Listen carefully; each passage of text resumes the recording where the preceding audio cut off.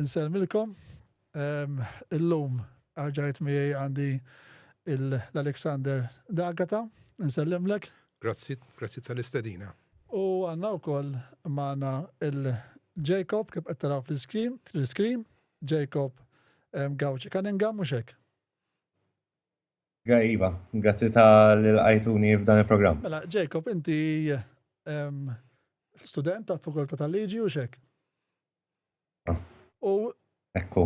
kif qed ngħidu ħan nitkellmu llum nkomplu nitkellmu fuq it-trattat tal-ħu li palissa għaddej it-trattat li rigwardja il-preparedness plan tal-pandemiji u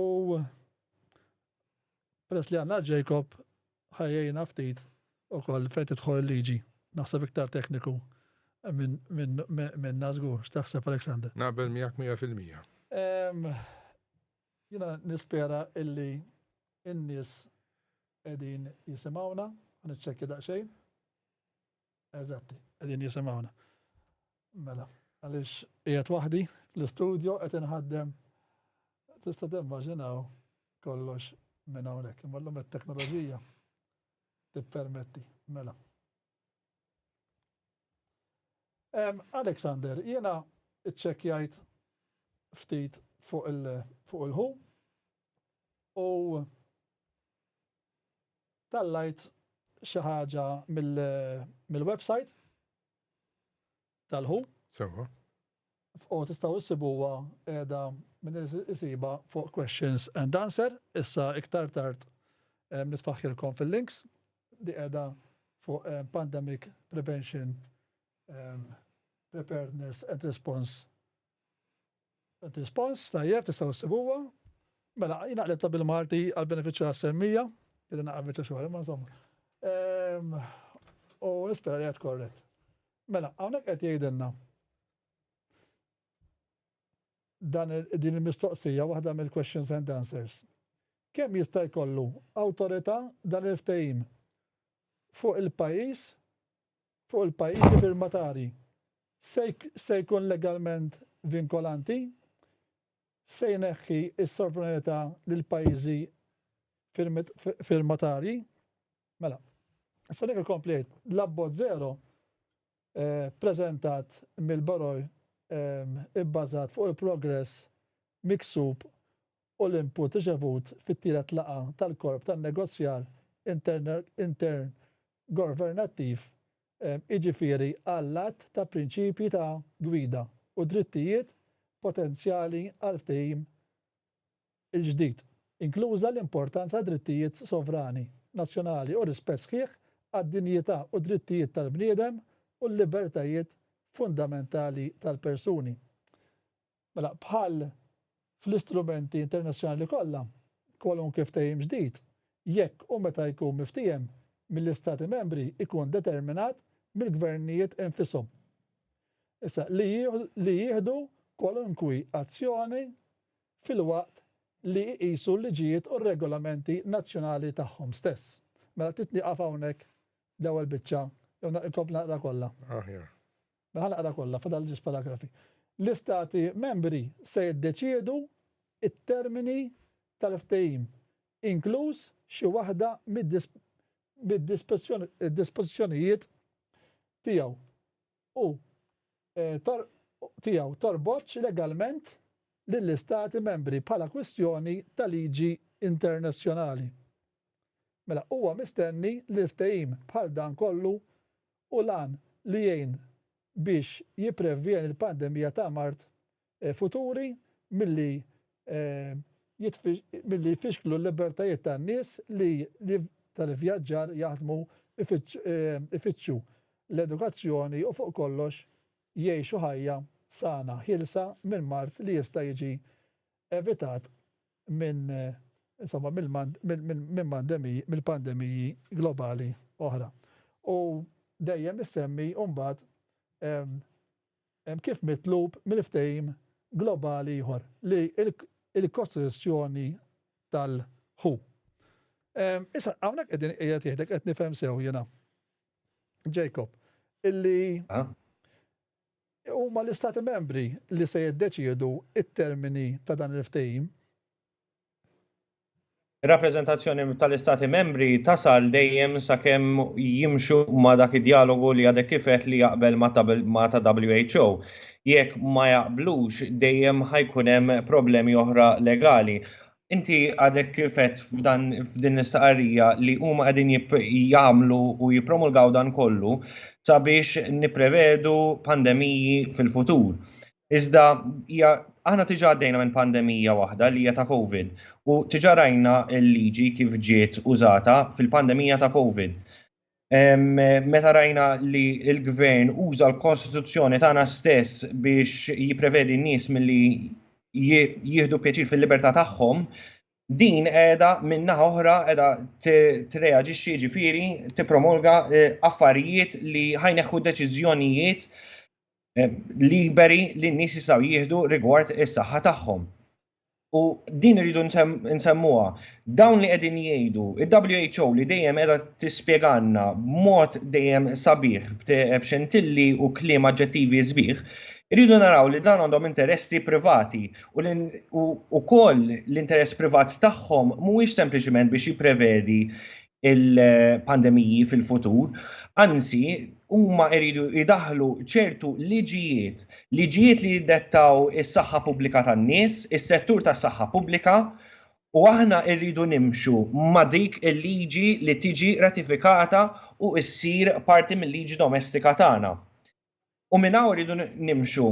Jiġifieri, jekk din il-liġi ħanirratifikaw din il-liġi u ħassir domestika, jiġifieri il-persuna ta' kuljum m'għandux għażla fejn imur, meta niġu għal kwistjonijiet serji rigward is-saħħa, m'għandux għażla il-persuna ta' kuljum. U importanti li inħarsu lura lejn COVID. Issa wieħed jista' jemmen li jrid rigward COVID, imma li hu fatt innegabbli huwa li kien hemm ħafna nies li kienu involuti fil-mediċina u fil-vaċċin ta' COVID li jagħmlu biljuni ta' flus. Biljuni ta' flus. Jiġifieri li ngħidu li dawn il-liġijiet qegħdin jiġu promulgati għat-tajjeb tal-pajjiż mhuwiex il-fatt. Dawn il-liġijiet qegħdin jiġu promulgati biex l-interessi ta' WHO dejjem jimxu l qudiem f'dak l-aspett privat.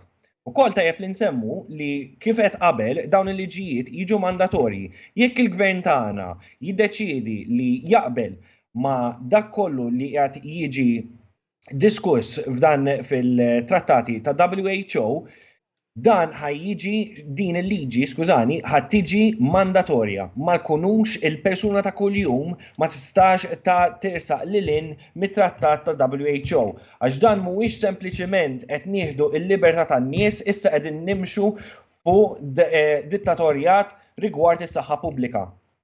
U din toħloq ħafna problemi akbar jekk nerġa' ngħid il-gvern jaċċetta u dejjem skont l-artikolu tal-Kostituzzjoni 65 sab-artiklu 1, skużawni, issir obbligazzjoni internazzjonali. Tħaddu fuq il-Kostituzzjoni ta' Malta, u x'hekk qed tgħid inti? Eżatt. Jiġifieri mbagħad il-Kostituzzjoni tagħna stess qed tiġi użata minn dan il-gvern biex nippermettu dawn interessi privati. Mhuwiex interess biex nipprevedu l-ebda pandemija, dan huwa interess privat u qed jiġi ratifikat fil-liġi tagħna. U l-gvern tagħna jekk jiddeċiedi li ma jopponix li jekk id-dera diki, mela aħna ħaniġu taħt dittatorjat rigward il-liġijiet tas-saħħa pubblika, liġijiet li suppost qegħdin hemm biex jaħdmu għall poplu Malti, iżda minflok ħajaħdmu għall-akkwist tal-amministrazzjoni preżenti u għall entità internazzjonali. Ġifieri, Jacob, inti il-biża' tiegħek huwa illi dan ħajħu anki over il-Kostituzzjoni ta' Malta. Minħabba dak is-artiklu. Jekk naraw li tiġi obbligu internazzjonali, apparti li il-Kostituzzjoni tagħna stess ma jkollix l-istess saħħa biex topponi dan l-obbligu fil-virtu ta' in virtue of Article 65 sub Article 1, qed ukoll apparti minn hekk Dan RJW 65 ta' Article 1. Article 1. Dan ġifieri jagħti dritt. Qed nifhem sew lill-liġi internazzjonali li jidħol fis-seħħ b'xi mod dan it-trattat. U biex ikun preċiżi, l-artikolu jgħid li aħna obbligati biex nobdu biex insegwu l-trattati internazzjonali li l-pajjiż tagħna aċċetta. Ġifieri qed niftehmu. Il-Kostituzzjoni, jekk iridu nidħlu b'tali mod li ngħidu iktar fid-detall, il-Kostituzzjoni lanqas tkun xi ħaġa li tkun tista' li tista' tużaħħa biex topponi dan kollu. U rridu niftakru dan qed joħodlek il-libertà tiegħek biex tagħżel inti fejn kif tixtieq tieħu ħsieb saħħtek. Ġifieri hawn niksru id-drittijiet umani li qegħdin f'kapitlu 4 tal-Kostituzzjoni. Ġifieri din il-Kostituzzjoni tagħna hawn laqqas mhux se jkollha l-ebda tip ta' użu biex topponi dawn l-affarijiet li hija perikoluża ħafna. Meta l-ogħla liġi ta' Malta mhux qed tiġi indirizzata, mhux tal-li mhux qed tiġi indirizzata, qed tiġi abbużata sabiex l-amministrazzjoni preżenti jieħu akwist għax huwa amministrazzjoni opportunist. U min-naħa l-oħra, entità internazzjonali li hija opportunista qed tabbuża il-pajjiż u l-poplu kollu flimkien mal-ogħla liġi tiegħu. Sewwa, jiġifieri għax qed naħseb illi mhux se nkunu laqqas nistgħu niftħu għall-argument jekk jgħaddi dat trattat kawża kostituzzjonali minħabba li hemm dal-artiklu. Tista' tipprova tiftaħ kawża kostituzzjonali, iva. Minħabba li hemm diġà.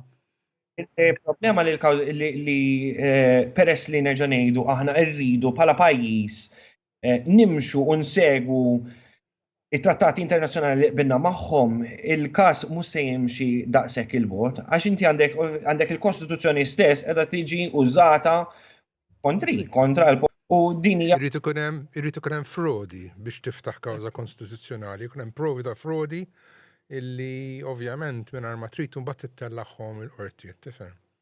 Ġifieri Jacob, ġifieri din qegħdin f'sitwazzjoni aħna hawnhekk issa illi rridu nqajmu awareness kif aħna qegħdin fil-preżent illi da jiġi diskuss u kemm jista' jkun jiġi diskuss fil-preżent għax issa ħajġa ntaqgħu f'Mejju għall-Assembleja 77 u mbagħad jekk da jista' jkun li jiffirmaw jista' jkun illi imur għad-diskussjoni fil-Parlament fl-ogħla istituzzjoni tal-pajjiż. U aħna propju naħseb kulħadd illi jrid jkun hemm diskussjoni iktar miftuħa ħalli naraw dan wara kollox jekk hux dak il-biżatt tagħna mhumiex jew il-biżatt ta' ħafna nies mhumiex fondati jew inkella ma li jridu jifhmu n-nies il-mekkaniżmu tal-affarijiet li se jseħħu fil-futur u mhux ħaġa faċli biex bniedem jifhem.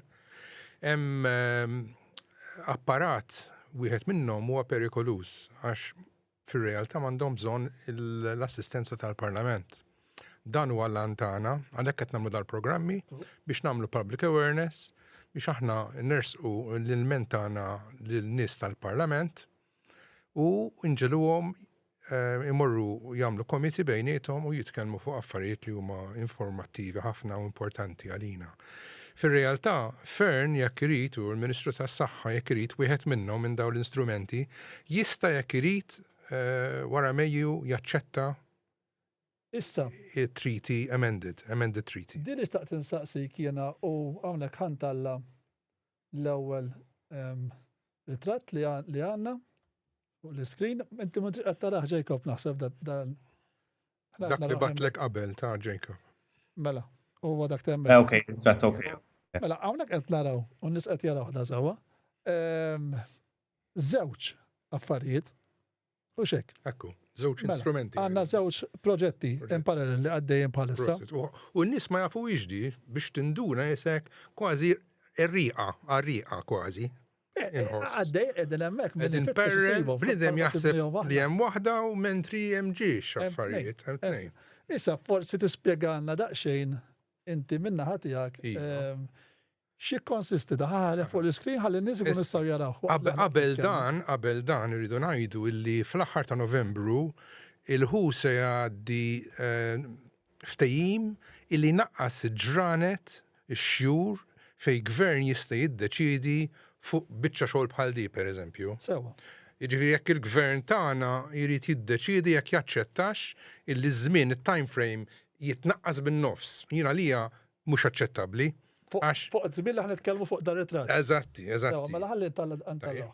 Ġej hemmhekk. Issa hemmhekk għandek ix Nibdew instrument. mill-ewwel wieħed, meta tnejn. Għandek in-naħa ta' fuq, kif qed tara hemm isu ktieb on the left, hemm qed jindur qed juruk illi hemm trattat qadim tat-2005, it-trattat li aħna kenna fi żmien il-COVID u x'għamel il-gvern biex aħna ma jkollniex martu dal-affarijiet. Issa huma ddeċiedu ma nafx għala qed jagħmlu l-affarijiet maġla, għalija inaċċettabbli. Iddeċidew illi jżidu 306 amendments ġo fieħda. U dat trattat qed jiġi miftem għalissa wara l-kwinti u qed jibdlu l-affarijiet li issa għadna aħna ma nafux l-outcome tagħha. F'Jannar suppost għandhom jiżvelaw l-outcome lill-gvernijiet tad-dinja kollha biex imbagħad il-gvernijiet jiddeċiedu fejn sejrin. Il-problema fl-ewwel linja illi hemm ġiex artikli sissa għadhom ma ftemux fuqhom u se jżommu is-suġġett mistur għal iktar żmien fit-tul u sa qabel Mejju huma jisperaw illi jaslu għal xi tip ta' konklużjoni. Issa kif qed tara l-ewwel linja hija se tiġi moddija bil-votazzjoni ikun dik in-naqra ikun above kif nista' nispjega jkun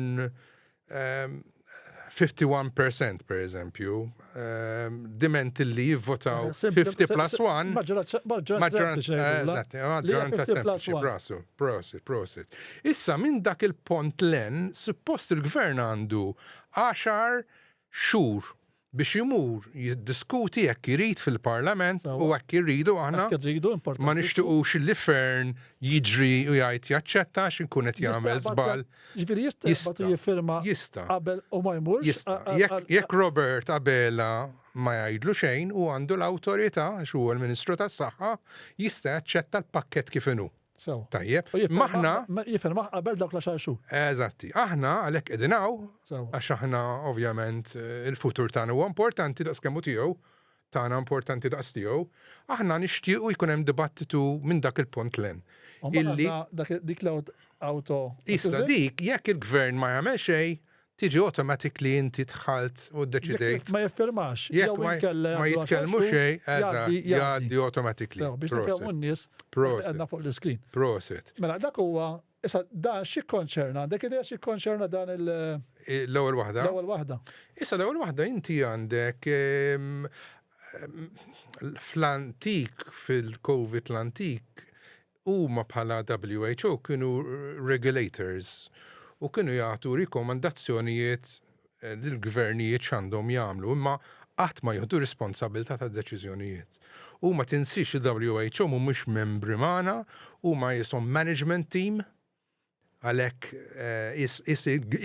il-gvern tagħna impjegahom bħala management team u huma jiddettaw x'għandna bżonn nagħmlu jekk ikun hemm problema ta' pandemija. Allura li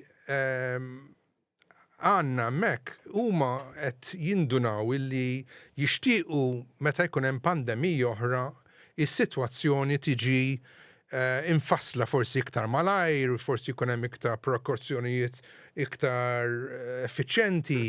Imma fir-realtà li rridu nsemmu ħaġa verament importanti mhuwiex qed jiddiskutu standards ta' x'tip ta' mediċina se jippromovu, mhux qed jgħidu se jkun hemm tip ta' quality control, li dik l-iktar ħaġa li jiena tiddejjaqni u tdarrasni għax ma tinħares lej kuntratt. Inħares lej x'memx miktub, mhux xemm miktub, għax x'memx miktub huwa daqshekk importanti. Ekku. Qed tifhem. Issa għajli ma. Għandna t-tieni kolonna sewwa u dak l-iktar wieħed li naħseb kulħadd qed jitkellem dwaru fuq nista' ngħid fuq bażi internazzjonali Għandek ħafna membri parlamentari. Għax jafu x'inhu diversi għaddej. pajjiżi, anki Ewropej, Ekku, li qegħdin jitkellmu fuq dan it-triti ekku. u fuq l-istess tista' tgħid ħaġa, però b'differenza li dan l-ewwel nett għandu it-2/3, issa maġġoranza tat-2/3 tal-pajjiżi membri li huma 194. U hawnhekk qegħdin jgħidilna illi 18 months sa November 2025. Iġifieri wieħed ħajgħaddi qabel l-ieħor dan wieħed f'Ġunju u l-ieħor f'Novembru. Għax it-tieni waħda jridu l-konsens tal-parlamenti kollha, tal-pajjiżi kollha. Eżatt. It-tieni waħda ta' taħt. Iġifieri hawnhekk. Dak żgur se jkun hemm dibattitu fuqhom, m'hemmx dubju. Dana iġifieri fuq it-tieni wieħed Aha. ħajkun hemm dibattitu parlamentari jew jista' jaqbad jgħaddih. Le, bil-fors jrid ikun hemm għax dak huwa trattat ġdid. Kull pajjiż meta jagħmel trattat bil-fors ikollu bżonn imur ġol-Parlament jiddiskuti x'hemm fih u jitkellmu jekk jixtiequx jitlu għalih jew le da trattat. Mela, dan it-trattat li qed nitkellmu fuq li huwa il-Preparedness Plan Is-CA Plus.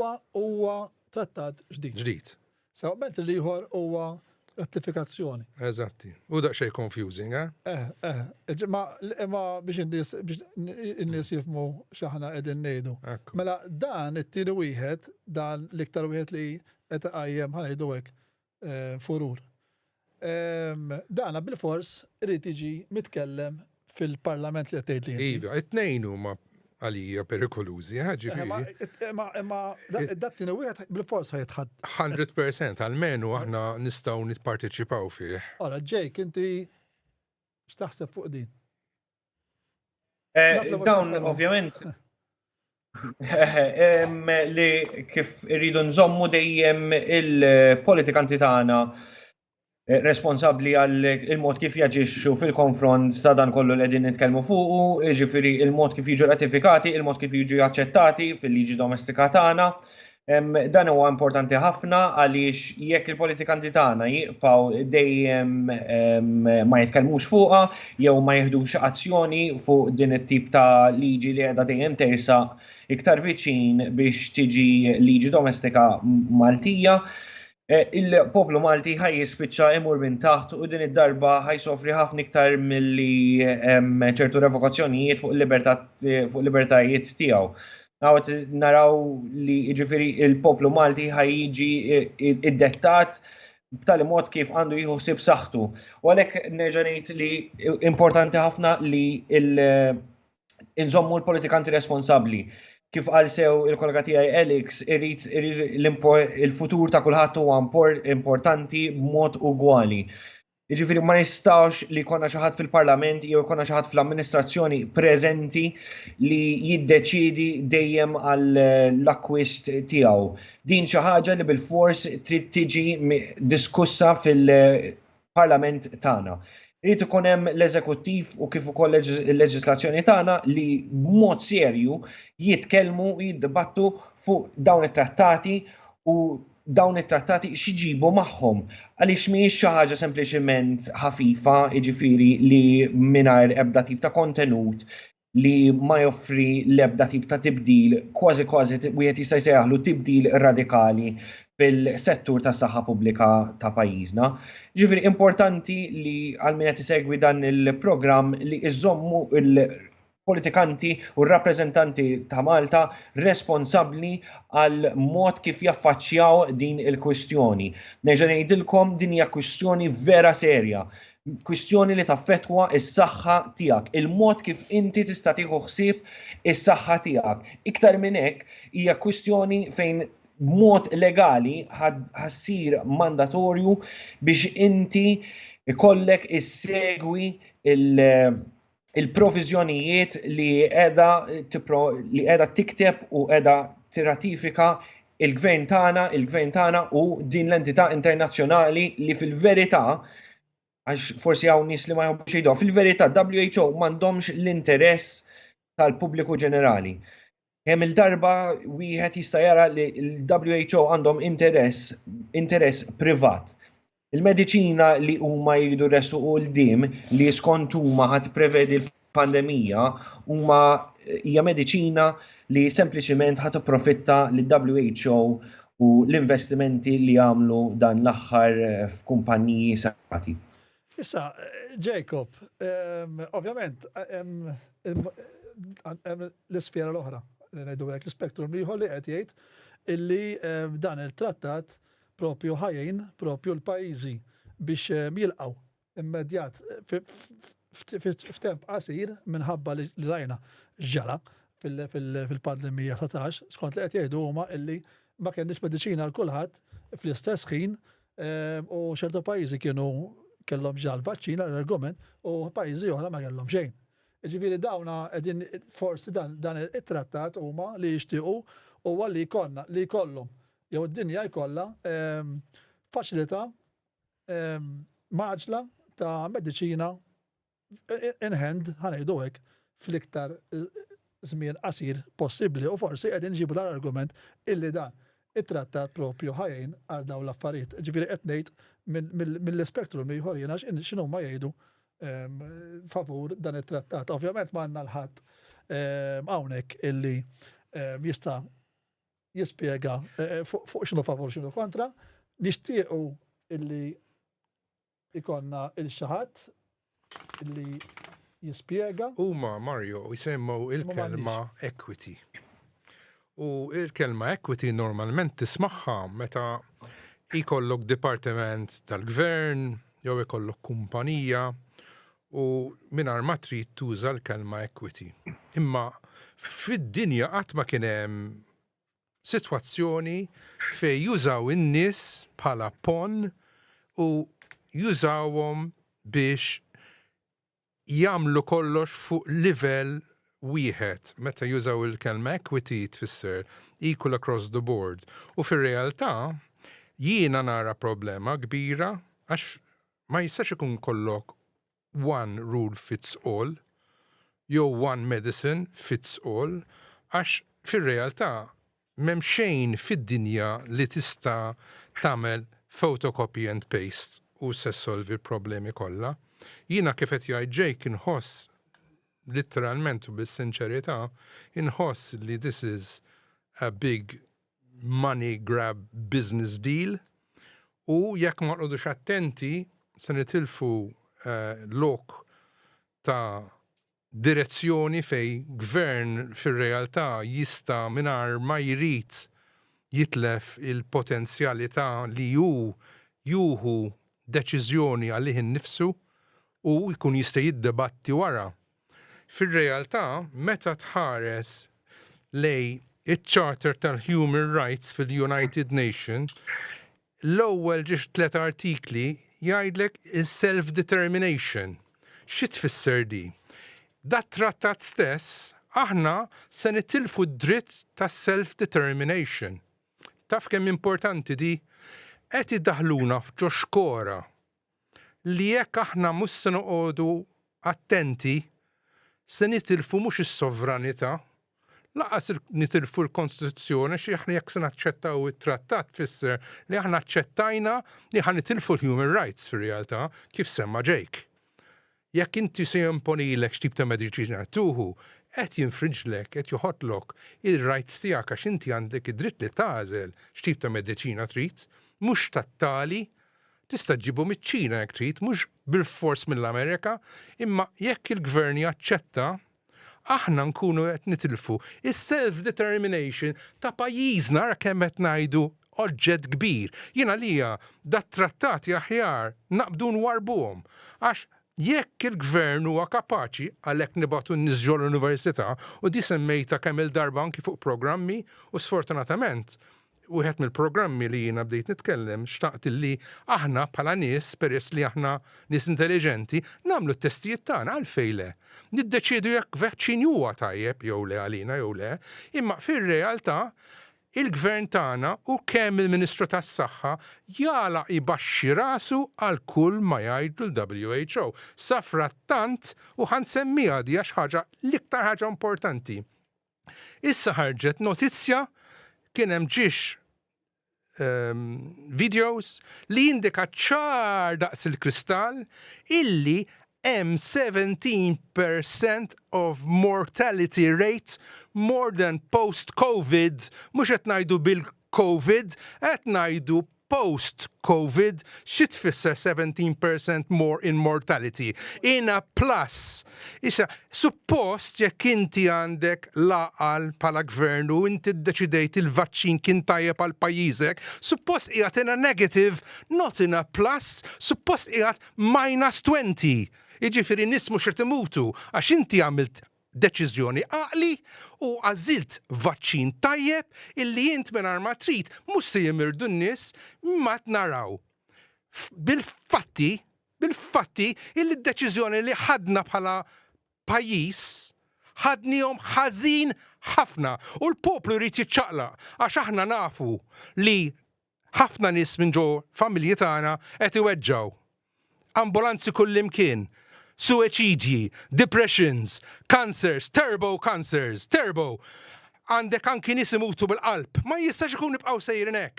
Aħna irridu ngħidu bħala poplu maħniex se naċċettaw illi tagħmlu dak li għamiltu fil-COVID-19. Maħniex se naċċettaw. Inaċċettabbli. Il-għala għax aħna għandna self-determination. Aħna għandna dritt għax aħna nies kapaċi mhux se naċċettaw illi min jobsqinna fuq wiċċna. Nixtieq ngħidlek ħaġa waħda, Mario, importanti di. Verament importanti. Jiena meta tajtni d-dokument tiegħek tal-Politico, għamil daqsxejn studju sa. U ħares li oġġett. U bdejt naqleb paġna wara paġna wara paġna. Jekk tinnota kull sezzjoni għandek abbreviations. Dak huma l-pajjiżi meta jagħmlu rimarka biex jibdlu xi ħaġa fil-diskussjoni tagħhom tajjeb. L-Australja, Amerika, Brażil. U qed tara iswed. Le, imma li jien qed nipprova ngħidlek, kull pajjiż da tas-CA Plus qed nitkellmu dejjem ta' jagħmel rimarka biex hu jipprova jimmeljora biex pajjiżu ma jagħmel żball, imma l-ġieħna Malta fejn qiegħda? Fejn qiegħda Malta? Imkien! Laqas full stop! Allura, x'qed nara jiena? Jiena I read in between the lines. Aw jien nara jiena, l-Ministru tas-Saħħa għandu pjaċir li jitfana ġo dazbin. Sorry, jitfana ġo dazbin, Mario, Għandu pjaċir illi jsir President tal-WHO jitħallas doppju kemm il-gvern tagħna minn ġobutna u jerġa' jitħallas mill-WHO. U jarmina ġo dazbin għax laqqas komment wieħed. Ħarsu, laqqas komment wieħed ma jagħmel. La full stop, la koma, la paroli xej. Jiena li sorjetà. Maħnis se nbijaw pajjiżna għax jien il-poplu jridu jqum. Maħnis se naċċettaw. Da minn naħa tiegħi jiena bniedem sempliċi imma l-affarijiet nagħmilhom sew ġo ħajti. Kif qed tajt Mario għandna dritt immorru l-Parlament, aħna ktibna l-parlamentari kollha, biex iqumu mir-raqda tagħhom. Jiena l-Stephen tal-Partit Nazzjonista kellimtu, għalli se jagħmel dibattitu ġol parlament, ma naħseb ma xejn. Jekk ma jqgħodx attent, jiena kont ktibt il-Prim Ministru tajjeb u wessejtu illi se naslu għal di situazzjoni, għatruqot attent. Se taqa' mux għal-wiċċek, se tirrovena partit tijak, għadnilu, ktibnilu ċaru tont, tluħu l-affarijiet zommon sodi u għatlu illi jekk l-affarijiet imorru inti se tere, fil-realtà meta tħares lejn il-pollings, fej sejri għal-Partit Laburista. Nizla. U issa nafu li qed imutu nies, spiċċaw l-Laburisti, mhux se jerġa' jitilgħu. Mhux se jerġa' jitilgħu fil-partit, ma jistax ikun jitilgħu fil-partit imutu n-nies. Kif jista' jkun? Issa għandna n-nazzjonalisti jridu jqumu mir-raqda ma jistax ikun Stephen Spiteri jgħid li se jagħmel committee u ma jagħmilx committee. Għalhekk jiena qiegħed hawn Mario, ħanqajmuh dal-pajjiż, maħniex se naċċettaw nies imutu. Daqshekk, full stop. Ekku, minna ħatijak, Jacob. Rigward dak li qed qabel Mario, inti qed li il-WHO u min forsi qabel ma dawn it-trattati qegħdin jagħmlu dan biex jipprovdu aċċess għal kulħadd jekk ikun hawn pandemija. Ma naħsibx li qed ngħid xejn ta' barra minnaw meta ngħidu li l-mediċina hi nnifisha hija prodott. Ġifieri għandek minn kull tip ta' mediċina għandek kumpaniji differenti. Ġifieri wieħed għandu jsaqsi li alla volja qed toffri mediċina għal kulħadd. Din mediċina minn fejn ġejja, mhux bl-ebda mod qiegħed ikun xettiku fuq ix-xjenza, iżda qed ngħid li jekk wieħed iħares il-fatti li 30% tal-budget ta' WHO huwa sostnut mill-member state. Issa, skużani, 20%. 80% l-oħra tiġi sostnuta minn entitajiet privati. Ġifieri dawn meta qegħdin jipprovdu il-mediċina u qegħdin jgħiduha b'mod sabiħ li qegħdin jipprovdu aċċess għal kulħadd jekk għal ħares qed ikun hawn pandemija oħra. Il-mediċina li qegħdin jipprovdu sempliċiment qegħdin imexxuha quddiem għaliex ġejja minn entitajiet li qegħdin joffru kapital privat biex jkomplu jsostnu il-funding tal-World Organization. Jew sempliċiment għax verament fissu ħieles hija l-aħjar mediċina li wieħed jista' joffri għal f'każ ta' pandemija u għal kull individwu. Li wieħed għandu jsemmi wkoll li nerġa' ngħid mhijiex xi ħaġa ta' barra minn hawn li fi żmien COVID kien hawn min ma kellux reazzjoni tajba għal vaċċin. Jien se nidħol fid-dettall fil-vaċċin m'iniex xjentist m'iniex tabib. Iżda din hija xi ħaġa li wieħed għandu jistaqsi. Meta aħna mexxejna ċertu kumpanniji li produċu vaċċin bħala l-outpost primarju li persuna mur biex jieħu l-vaċċin mela ħaneħduha minn dawn it-tip ta' kumpanniji. Kienu għaliex kienu l-aqwa f'dak is-suq jew inkella sempliċiment l-iktar li kellhom ammont ta' riżorsi finanzjarju u sempliċement tawna il-vaċċin li setaw jagħmlu sa dak il-ħin. Ovvjament, kieku kellna tabib magħna u kieku kellna xjentist magħna jista' jagħtina risposta ħafna ħjar. Iżda dawn huma affarijiet li għandna nsaqsu. Li għandna nsaqsu wkoll li jekk hu tajjeb għal kulħadd dan li qegħdin jgħidu li hija fil-pandemija li qed joffrulna xi ħaġa tant sabiħa aċċess għal mediċina li fil-każ ikraħ ta' pandemija kulħadd ikollu aċċess għaliha. Għaliex qegħdin nagħmluha b'tali mod maniera li qiegħda tiġi mandatorja bil-liġi. Jekk inti trid tajni, that's very nice, hija xi ħaġa sabiħa li tajni huwa għan sabiħ, għan nobli anzi, imma għaliex qegħdin nagħmluha mandatorja bil-liġi li dik hija xi ħaġa li ma nistax nifhem minn aspett tad-WHO alla volja nerġa' nżid. Entitajiet privati għandhom interessi privati. Jekk din kienet għajnuna jew uqan nobli, ma kienx ikollu affarijiet miegħu li huma ratifikazzjoni ta' liġijiet li għamlu dan it-trattati mandatorju. Ġifri dawn affarijiet li l-persuna ta' kuljum irid jistaqsi, kif ukoll inkompli fuq dak li qal Alex.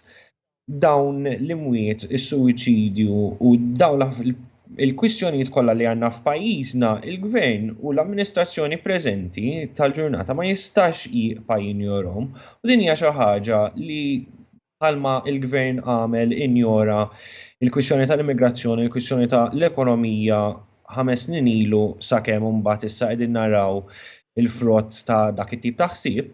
L-istess għandu jimxi b'tali mod u maniera jitgħallem minn dawk l-iżbalji u rigward dawn it-trattati joħodhom bis-serjetà u jara fejn jista' jgħin il-pajjiżna flimkien dan kollu flimkien mal-oppożizzjoni għax kif ukoll għal sew il-kollega tiegħi Alex l-oppożizzjoni mid-dera ma tridx issemma leħinha fuq rigward din il-kwistjoni tad-WHO. Jiġifieri hemm ħafna mistoqsijiet wieħed isaqsi li wieħed jgħid li dan huwa għan nobli b'mod assolut ma naqbilx miegħu, ċertu affarijiet li mhuwiex daqshekk sempliċiment plain sailing, mhijiex xi ħaġa daqshekk ċara u triq dritta u għalhekk il-pajjiż irid iqum fuq tiegħu u minn tal-inqas nibdew nsaqsu ċertu mistoqsijiet għaliex dawn it-trattati kollhom impatt kbir fuq il-ħajja tagħna. Naħseb jiena ninaqat magħkom ġifieri u naqbel illi żgur għandha tkun hemm diskussjoni fuq livell parlamentari u żgur illi għandhom ikun hemm iktar interess mill-parlamentari u dika bla dubju. Ovvjament ma nistax ngħid fuq il-qasam mediku x'jiena minix espert mediku, allura dika ovvjament inħalli iktar xi ħadd espert fuq l-espert mediku forsi jitina ukoll il-ħsieb tiegħu fuq da kollu. Tajjeb, però għandna dawk ix-xhur kif qed ngħidu, dawk it-18 xahar fil-każ tat-triti u fil-każ ieħor 10 xhur, u ma rridux neħluhom. Għal tal-inqas m'għandux Dr. Fern jaqbad jiffirmhom mingħajr ma jagħmel diskussjoni. Issa jiena jekk hux tajjeb it-trattati jew le, mista nidħol fija jien. Tajjeb, però naħseb id-diskussjoni għandu jħallija ssir plain sailing u mbagħad x'għadu dawk ix-xhur il-poplu, il-parlament jiddeċiedi. Mbagħad aħna jekk aħna qisu l-poplu sovran, għandek tmur qudiem il-poplu torieħ x'inhu qed jiddiskuss kemm mill-oppożizzjoni kemm mill-gvern jekk jaqblu miegħu da 100%. Il-poplu mbagħad ikun iddeċieda mbagħad fimni kull poplu għandu gvern u oppożizzjoni li tixraqlu finalment. Jiġifieri sfortunatament ikun qed iddeċiedi għal kulħadd. Jitjoqgħod attent għax dik id-demokrazija. Imma jitjoqgħdu attenti jekk jagħmlu deċiżjonijiet maġla, il-poplu mhux se jaċċetta ċerti affarijiet. Nista' ngħidlek minn issa. Ma tridux maġla u naqgħod magħkom f'dak ħsieb illa m'għandix tkun maġla, anzi għandna bżonn. Konna problemi serji, qed ngħidlek jien. Skur. Ġifieri le. Li rid insemmi ngħidli Jacob.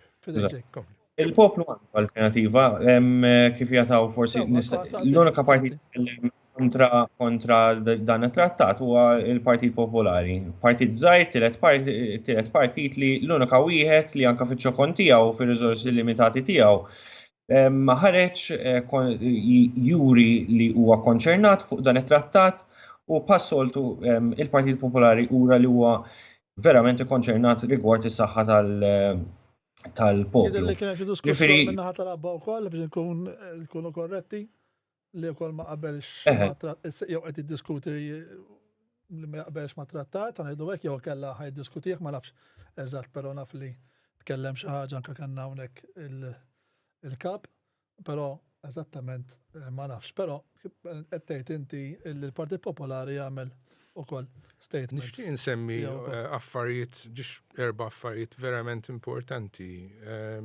Kemm fl-ewwel amendi qed jagħmlu l-obbligu żgur jagħmlu ħafna pressure qed jirrikomandaw at this point illi bħalissa kollox qed jirrikomandaw.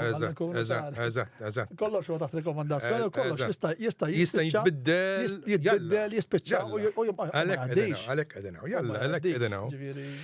qed jagħmlu palma tiddiskutu l-pajjiżi kollha. U hemm min ġifieri mhux qed jaqbel għax għalhekk fil-assembleja li għaddiet m'għaddiex dan it-trattat għax juru kien jgħaddi. Ġifieri ċalaw tonda illi anke dak li aħna il-ġiel li kjat dak ma qablux miegħu u ħajjem. U dejjem jemmendaw. U jtiċkien għalu li jemmendaw mod maġna fil-realtà. CA plus. Jekk kien qiegħed f'livell li mhux qed jaqblu miegħu issa ħajniżlulu is-watering down speċi. It's watering down. Li rid insemmi li huwa ħaġa ħafna verament importanti biex in-nies jiftehmu il-għala jridu jinkwetaw. L-ewwel net dawk in-nies li se jiddeċidu ma jivvotawx qed jagħmlu ħsara fuqhom infushom u fuq il-familja tagħhom. Sa jien mhux qed ngħidlek mur vota X jew Y. Li ma jivvotawx qed tgħid. Le, imma Mario taf xi tfisser li dawn l-affarijiet m'hemm ħadd qed jitkellem għalihom. Dawn huwa l-futur tagħhom fil-Parlament. Hemm ħadd jitkellem għalihom. Ara kemm hu importanti li jkollok rappreżentanti ġol-Parlament. Importantissimo. Ġifieri huma tilfu lan ta' diskussjoni jew tilfu d-demokrazija li jistgħu jagħtu żvok li jgħinu lilhom infushom ġol-Parlament. Issa, li rid nipprova ngħidlek illi illi qed jirrikomandaw fil-emendi illi jekk ikun hemm anki suspett Mario suspett taf x'inti tajt, laqas tista' tagħti x'inhu d-definizzjoni ta' suspett li kważi għalija jiena għal-imġienen. Ma tistax tagħmel oġġett b'suspett illi huwa oġġett illi jrid nagħmlu ċert illi ma titniżilx bħala suspett. Issa il-pajjiżi se jiġu indirettament obbligati li jifmu u jaċċettaw x'inhu ma jgħidu actually bniedem wieħed ġalħu se jkun qed jiddetta. Jiġifieri il-gvern iħares lej il-Ministru tas-Saħħa, il-Ministru tas-Saħħa se jħares lej x'inhu jgħid Tedros. Tedros qed jgħidlek le trid tagħlaq il-pajjiż ma jistax ittiru nies lejn l-Italja. Inti tittobdi, hawn tidħol il-Kostituzzjoni tagħna. Aħna se nagħmlu żball illi naċċettaw l-artiklu 65 tal-Kostituzzjoni tagħna biex inkissru il-Kostituzzjoni tagħna indirettament għax żball li fażul kbir. Ġifieri jekk inti issa tiġielek tuħu mediċina waħda biss, dak mhux diġà fażul kbir. Ġifieri inti qed tiġġielek gvern tiegħek jaċċetta Article 65 u indirettament qed tispara lej saqajk illi m'għandekx dritt tażel il-mediċina li tixtieq. Suicidju. Ma di ġrat kważi issa. Ġrat, il-Covid, ovvjament, li ġrat, għanna nkunu. Medicina li approvawa kas ta' emerġenza. Iva, imma ħanajdlek ħaġa, jina għandi informazzjoni ċar, daqs il-kristall. Kien hemm mediċina ħewhom, kien hemm mediċini assibhom. Ivermectin, ma dawk huma stess, il-ħu stess, indirettament. Ġifieri kważi. Ek ħadem iġbrik palma isu għanajdu training kien ta' preparedness forsi betu jħor għanajdu Ekku.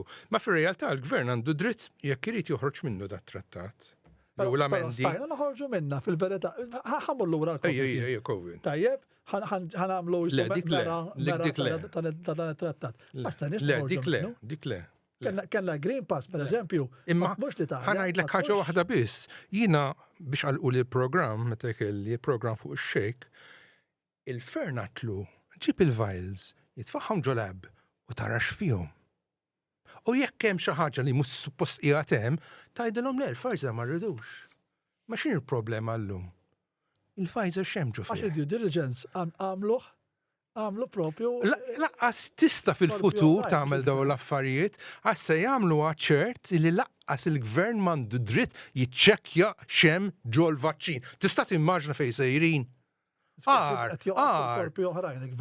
Minn stat marxista għalija jien, laqqas issa kellok dibattitu kif qed nitkellmu jien fil-futur. Dik se jgħalquha.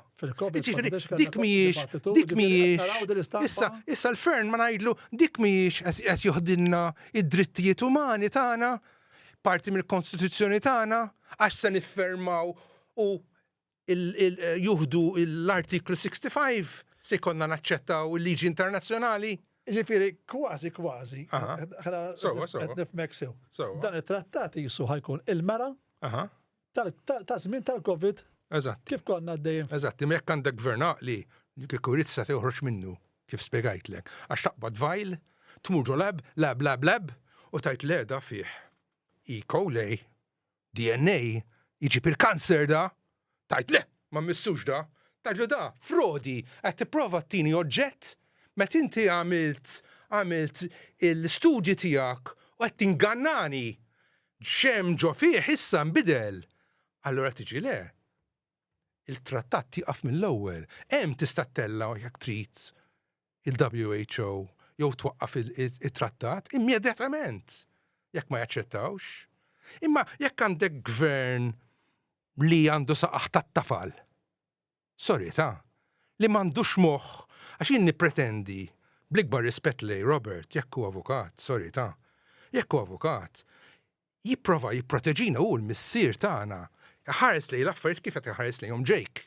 Jaħares lej dat trattat imur fuqha b'linja line verse u jgħidlek le ħan nipparteċipaw fis-CA Plus, laqqas hemm dera ta' Malta ġo fiha di, inaċċettabbli. Dika notajta li mċiri dejjem qed noqogħdu fuq dak li ġija illi kjat mill-politiko. Eżatti. Issa kollox lik u fil-verità. Issa fil-futur qrib se niżvela xem fih il-vaċċin. 100%. U se jkollna morru għand il-Komissarju tal-Pulizija. U jekk ma jriċiħu passi, mbagħad nagħmlu.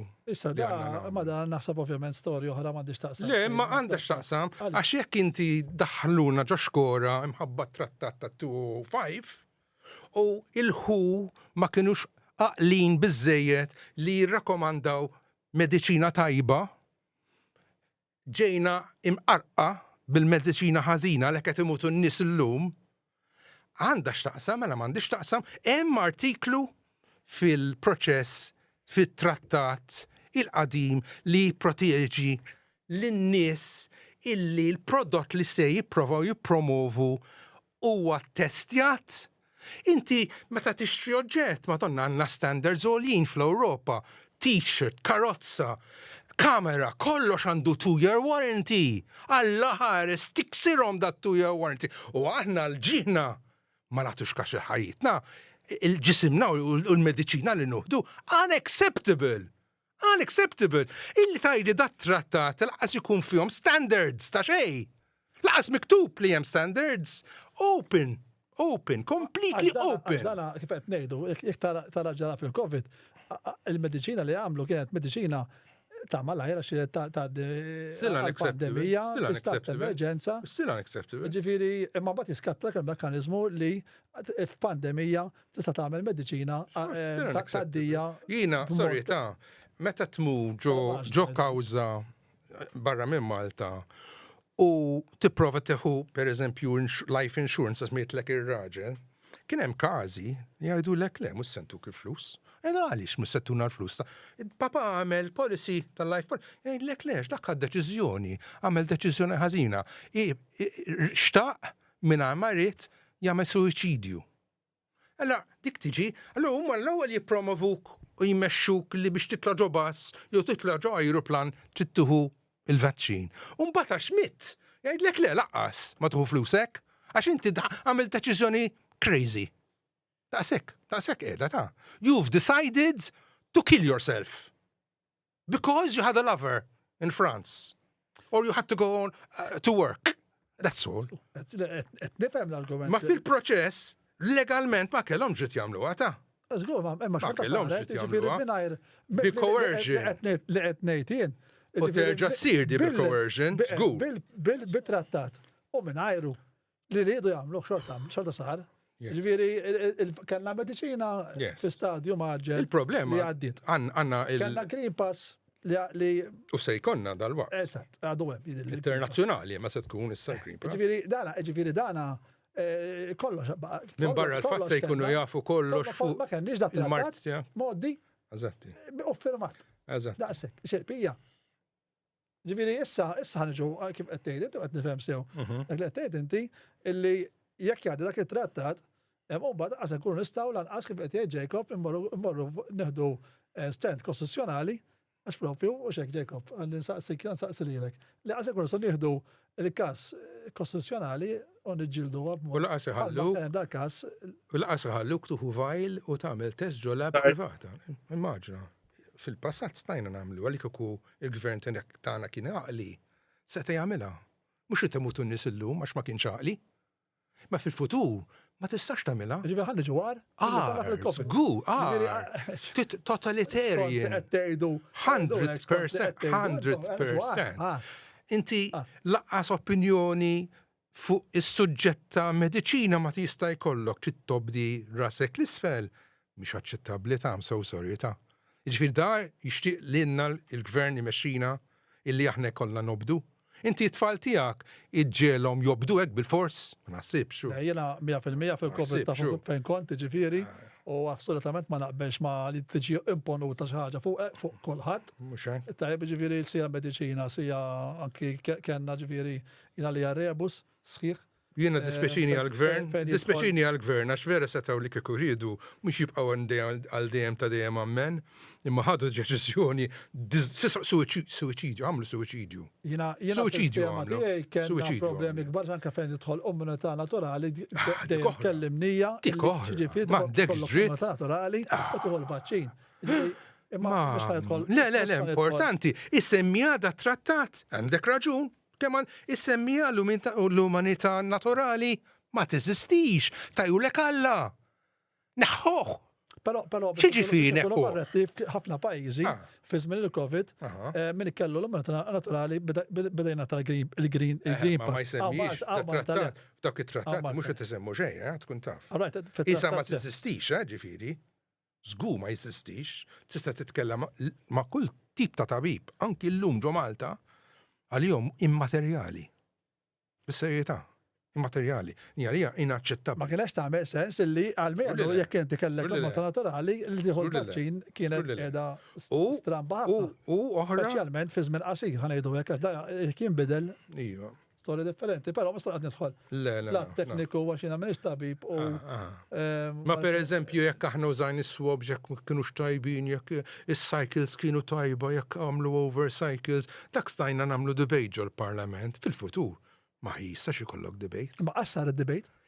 Kien hemm domandi li saqsaw lill-Prim Minister aw lill-Fern u l-risposta l-ignoranti ma ħadux iktar il-vot. Speċi ta' men ngħidu li hemm każ kostituzzjonali għadu għaddej u dak kollu diskuss fl-awla tal-qorti.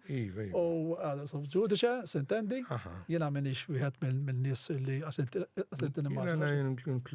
Included, ġifieri mela iktar u iktar. Ma tista' timmaġina li inti jekk ma trix tivvjaġġa u tgħidilhom li jien ma nixtieqx nieħu l-vaċċin ħammur qorti biex nikseb id-drittijiet tiegħi. Tista' timmaġina. Imissa qasħa kont tista'. Ma tkunx tista' żgur li le. Dik iktar gravi milli qegħdin bħalissa. Dan huwa l-punt. Jacob, ngħaddu biex nikkonkludu wkoll u x'hekk għandna xi ħaġa oħra xi ngħidu? Ma naħsibx qegħdin sew, naħseb jiena.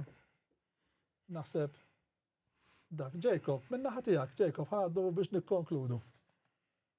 Bħalma inkompli nsostni li fuq dan kollu li tkellimna fuqu, irridu nżommu n-nies li qegħdin jirrappreżentaw daw il-pajjiż responsabbli.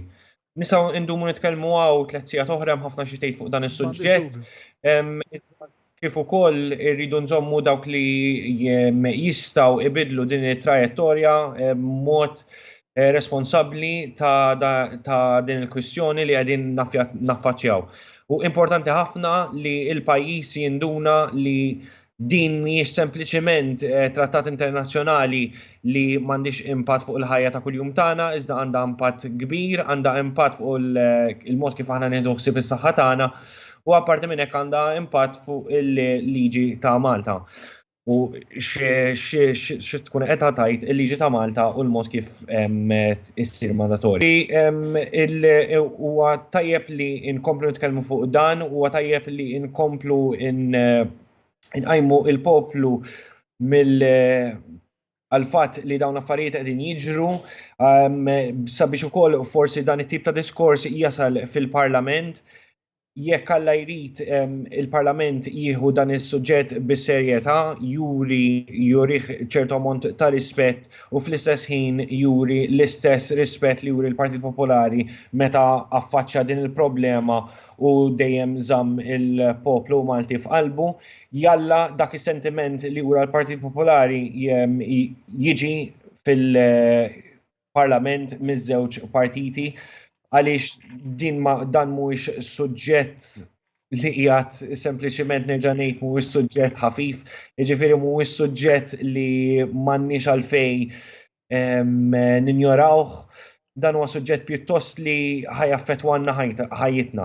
U nerġa' ngħid għal min qed isegwi il-vot tagħkom jagħmel differenza u żommu lin-nies li qegħdin fir-rappreżentanza ta' Malta fil-Parlament u anke li qegħdin fl-Unjoni Ewropea għax hekk l-Unjoni Ewropea taċċetta dan it-trattat ibiddel ħafna affarijiet, isir pjuttost iktar diffiċli. Jacob, fuq din forsi ħansaqsik għax din naqxie importanti u la semmejta, saqt li tħatta ta' darbohra ma issa laqlajta li tħattuha aħna ħaj m'għandniex ġifieri mhux problema. Jekk taċċetta l-Unjoni Ewropea da tajjeb u iktar mandatorja milli. Għaliex x'jiġri? It-trattat ta' Lisbona x'jiġri fuq dak qed ngħidu. L-istess artikolu tal-Kostituzzjoni aħna obbligati biex insegwu trattati internazzjonali, aħna obbligati dejjem skont li Union Act ta' 2004 biex nżommu mal-liġi tal-Unjoni Ewropea u kif ukoll ma' qorti ieħor li huwa l-European Court of Human Rights li m'għandux jaqsam mal-Unjoni Ewropea iżda qiegħed parti li rridu nsegwu miegħu. Li tiġi dik tal-European Convention of Human Rights ta' 1987. Jekk l-Unjoni Ewropea tiddeċidi li taqbel ma' dan it-trattat, nispiċċaw mit-taġġan għal-ġunnar. M'għandniex ikonna li jekk aħna għamilna sija u nitkellmu rigward l-implikazzjonijiet legali, l-implikazzjonijiet ta' saħħa pubblika, il-fatt li għandna nżommu il-rappreżentanti Maltin responsabbli, dan kollu jkun jiġu multiplikat baxar darbiet għaliex mbagħad ikonna ċertu disgwit, mhux disgwit, ġifieri femmit differenti jgħidu hekk mal-Unjoni Ewropea rigward dan it-trattat. Jekk l-Unjoni Ewropea taqbel ma' dan it-trattat, tadotta dan it-trattat u tirratifikah u tagħmlu parti tagħmlu mandatorju għall-membri tal-Unjoni Ewropea, ikonna pjuttost problema kbira. Hawnhekk. U ġifieri hawn nerġa' nżid l-istess li kważi ili ngħid, irridu nżommu ir-rappreżentanti ta' Malta responsabbli, speċjalment la sena d-dieħla ġejja l-elezzjoni rigward l-MEPs, din hija xi ħaġa li għandha tkun fuq il-manifest ta' kull MEP li jitkellem fuq din. Jekk l-MEP tiegħek, l-MEP li dejjem votajtlu tal-partit rispettiv tiegħek, mhux qiegħed jitkellem fuq din il-kwestjoni. Jew ma tivvotalux jew għajjem din il-kwestjoni wara xi jgħidlek għax mhijiex xi ħaġa din issa qegħdin għamilna żmien twil għaddejjin u l-poplu Malti issa qed jinduna li s-sistema preżenti ta' żewġ partiti mhux qiegħda taħdem għal dan il-pajjiż.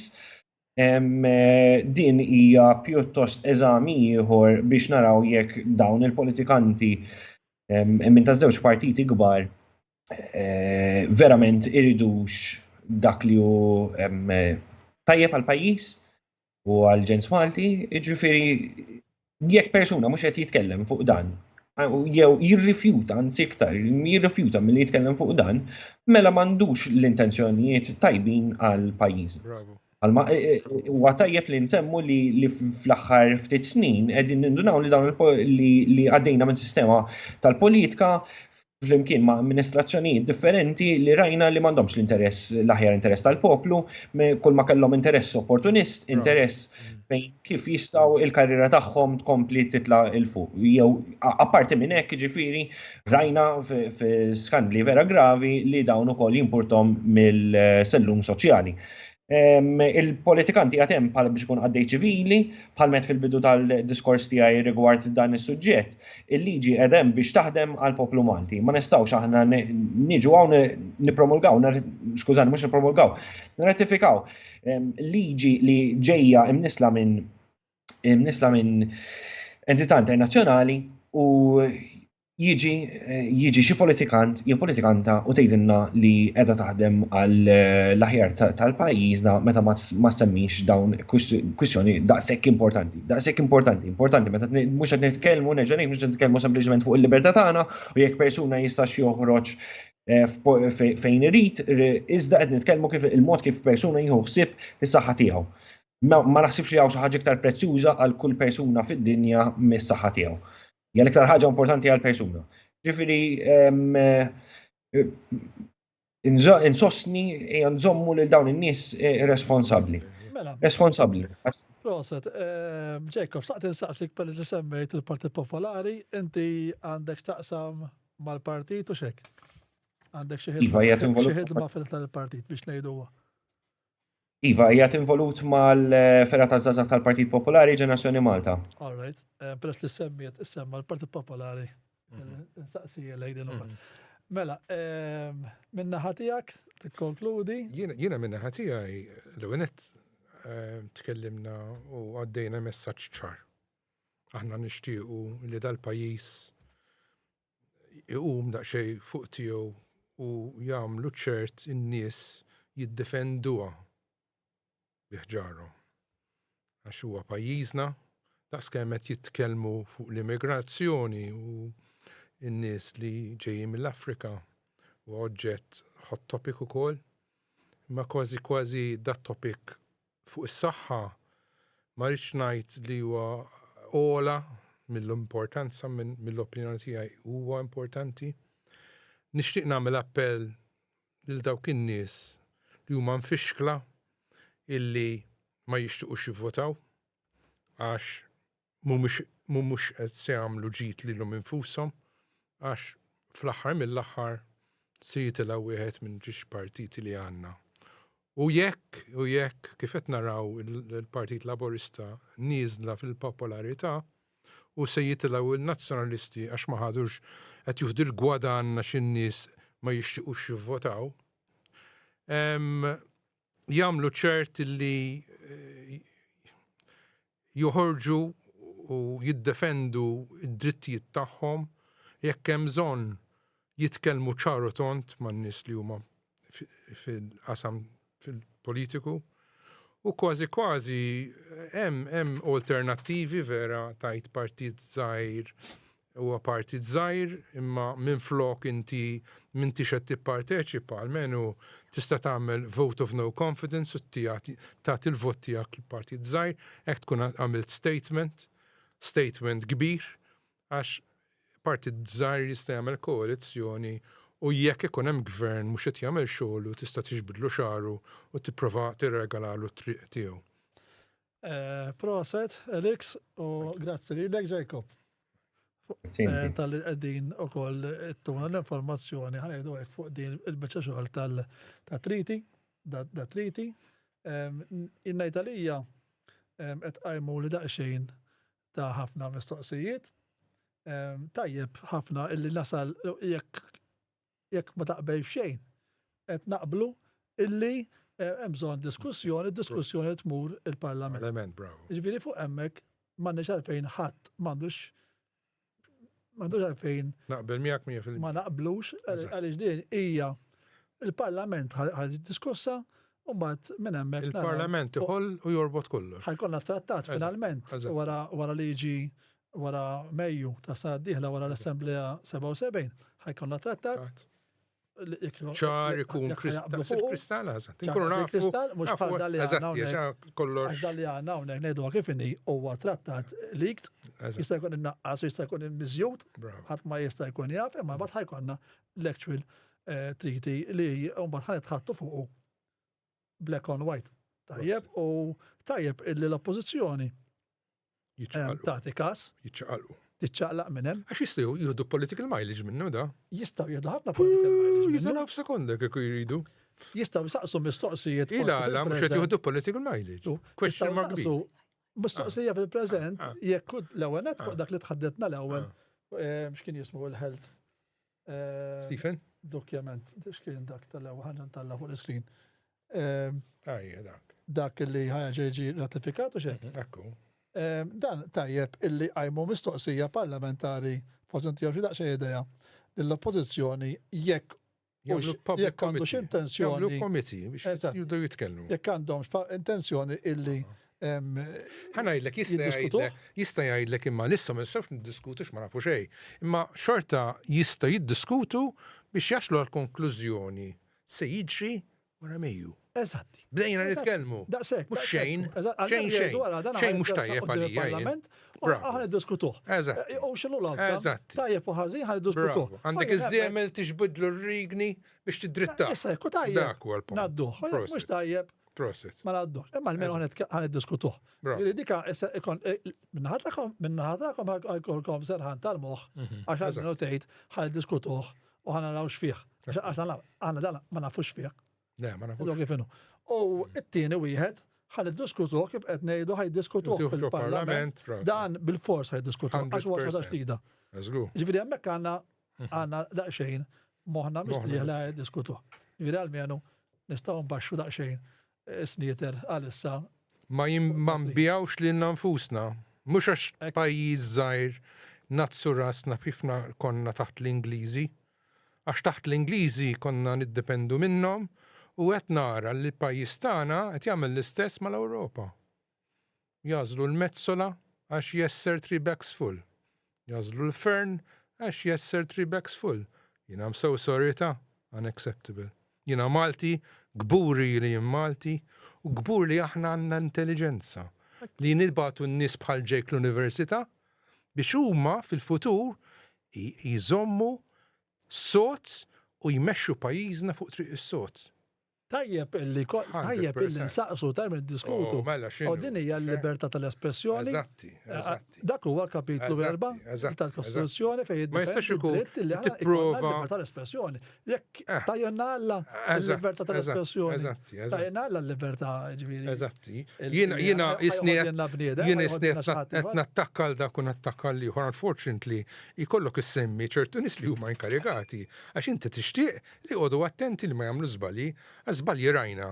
Qed naraw in-nies jiġġarbu ġol familja tagħna, titterġa' tara l-istess, jiena ngħidlek le ma nixtieqx nara l-istess, nixtieq nara li l-affarijiet jitjiebu u l-affarijiet ikunu magħmula b'ċertu serjetà u b'reqqa, mhux maġla, xejn mu tajjeb maġġel jiena fil-business u xejn ma nagħmel blaġla għax blaġla żbalji tagħmel. Ekku, però kontra-argument li forsi jistgħu jġibu huma li din pandemija. Jagħmlu li jridu, jien ma kontx naġġel. Eżatt, imma M'għandek xi x'taħseb. Bilkol l-avukat taxxi tagħni jgħidu lek ma kienx jeżisti l-vaċċin. Jekk jridu ġoċin it-testja nara x'fih. Illum nafu x'fih. U se niżvelaw x'fih. Unfortunately, jekk it-tobba ma joħorġux clean se jiċċabsu. Qed ngħidlek minn issa Mario, se jiċċabsu. Għax inti qiegħed stat either hanging on the fence tilaba li m'għandek side. Issa huma jiddeċiedu se jew se tiġbed lejlħu u lesti tissagrifika pajjiż għax inti minn għalik aqwa minna għax aħna stupidi, Maltin stupidi. Jew tajt le, ma ħanix Maltin stupidi, minix se niġbed lejlħu għax aħna ħaniċċekkjaw nagħmlu kollox bil-galbu u meta nixtiequ niċċaqalqu bħal mamlu South Africa. South Africa għallu no way. Iktara, għamlu treaty, għall-ħar staqra l-treaty, għax vera teknika, tajt, laqas nimmaġini għandu daqsek intellett, bis-serjetat ngħidlek ta' intelligentissimu it-treaty li għamlu. Nitħattu darba li ġejja. Nixtieq, taħseb. Ma tkunx li ħażina. Thank you. Mela. Thanks, Jake. Thank you, Jacob. Thank you. Iva, thank you, grazie. Mela. Inselmilkom. Illum kelli daqsxejn ħafna konfuzjoni hawnhekk għax kelli qed naħdem naħseb mingħajr sod qiegħed wara l-screens imma kelli bil-laptop inħaddem l-istudio kollox remote u però irnexxielna nagħmlu huwa wkoll. Fil-waqt li nirringrazzja il-telespettaturi li kienu magħna kunu mal-ġimgħa d-dieħla nippruvaw nkunu nżommu l-ħin x'taħseb. Iva. Għal-8, ħabta 8, u ħankomplu niddiskutu da trattat dejjem ħaġa nirrepeti jekk hemm xi ħadd illi huwa favur da triti jew jixtieq iwassal il-viżjoni tiegħu jew il-ħsibiet tiegħu favur dan it-triti jista' jikkontattjani u jingħaqad magħna fl-istudju u aħna nagħtu l-libertà tal-espressjoni kulħadd u ikonna debate sura ta' nies. Ekku. Thank you, Mario. Thank you, Jake. Grazie, Jake.